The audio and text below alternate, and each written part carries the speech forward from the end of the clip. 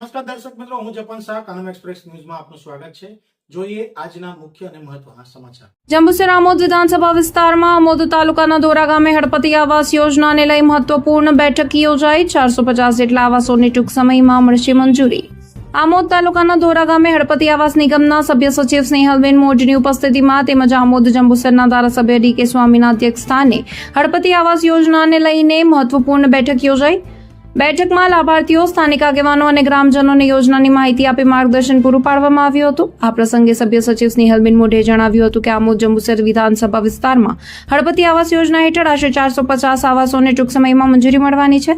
તેમણે લાભાર્થીઓને સરકારની વિવિધ આવાસ યોજનાઓનો વધુમાં વધુ લાભ લેવા અનુરોધ કર્યો હતો। સાથે જ તેમણે જણાવ્યું હતું કે આવાસ વિહોણા અને જરૂરિયાતમંદ પરિવારોને પાક્કા અને સુરક્ષિત મકાન ઉપલબ્ધ કરાવવા રાજ્ય સરકાર પ્રતિબદ્ધ છે। ધારાસભ્ય ડી.કે. સ્વામીએ પોતાના સંબોધનમાં જણાવ્યું હતું કે સરકાર દ્વારા ગરીબ અને પછાત વર્ગના લોકોની જીવન સ્તરમાં સુધારો લાવવા માટેની કલ્યાણકારી યોજનાઓ અમલમાં મૂકવામાં આવી છે। હળપતિ આવાસ યોજના પણ તેમાંથી એક મહત્વપૂર્ણ યોજના છે, જેના માધ્યમથી જરૂરિયાતમંદ પરિવારોને પોતાના ઘરનું સ્વપ્ન સાકાર કરવા મળશે।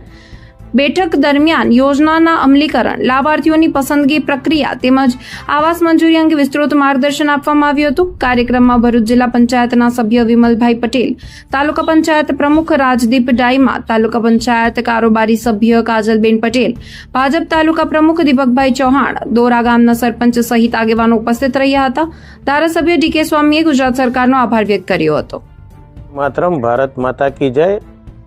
જંબુસર આમોદ વિસ્તારના દોરા ગામે ગત રોજ એક સેમિનારનું આયોજન કરવામાં આવ્યું, જેમાં આદિજાતિ વિકાસ મંત્રાલય, ગુજરાત સરકાર તેમજ હળપતિ આવાસ બોર્ડ દ્વારા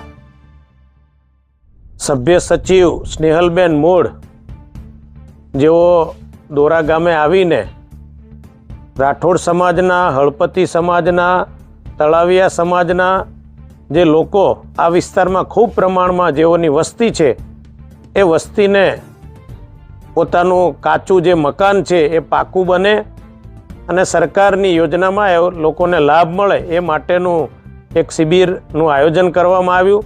અને એ આયોજનની અંદર આમોદ અને જંબુસર વિધાનસભાના 450 થી 450 જેટલા મકાનો મંજૂર થવા જ્યારે જઈ રહ્યા છે, ત્યારે હું ગુજરાત સરકારના માનનીય મુખ્યમંત્રી શ્રી તેમજ માનનીય મંત્રી શ્રી નરેશભાઈ પટેલ તેમજ આદિજાતિ વિકાસના સૌ સરકારના અધિકારીઓનો હૃદયપૂર્વક ખૂબ ખૂબ આભાર વ્યક્ત કરું છું। આ પ્રોગ્રામની અંદર તાલુકાના પ્રમુખ એવા દીપકભાઈ, મહામંત્રી આદરણીય હિતેશભાઈ તેમજ મયુરસિંહ તેમજ તાલુકાના નવનિયુક્ત પ્રમુખ એવા આદરણીય રાજદીપસિંહ અને ચૂંટાયેલા સભ્યશ્રી વિમલભાઈ પટેલ, તેઓ ખાસ હાજર રહીને આ પ્રસંગને શોભાવ્યો અને ટૂંક સમયમાં 450 જેટલા મકાનો આ વિસ્તારના રાઠોડ સમાજ, હળપતિ સમાજને જ્યારે મળવા જઈ રહ્યા છે, ત્યારે હું સરકારનો હૃદયપૂર્વક ખૂબ ખૂબ આભાર વ્યક્ત કરું છું।